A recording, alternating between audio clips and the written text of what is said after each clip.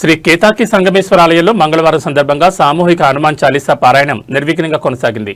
భక్తుల అధిక సంఖ్యలో పాల్గొని హనుమాన్ చాలీసా పారాయణం అనే ఆధ్యాత్మిక కార్యక్రమాన్ని విజయవంతం చేశారు. ప్రధాన అర్చకులు నాగరాజ్ శర్మ, సనాతన ధర్మ ప్రచారకులు సునీల్ కుమార్ మరియు తదితర భక్త బృందం ఈ కార్యక్రమంలో పాల్గొన్నారు.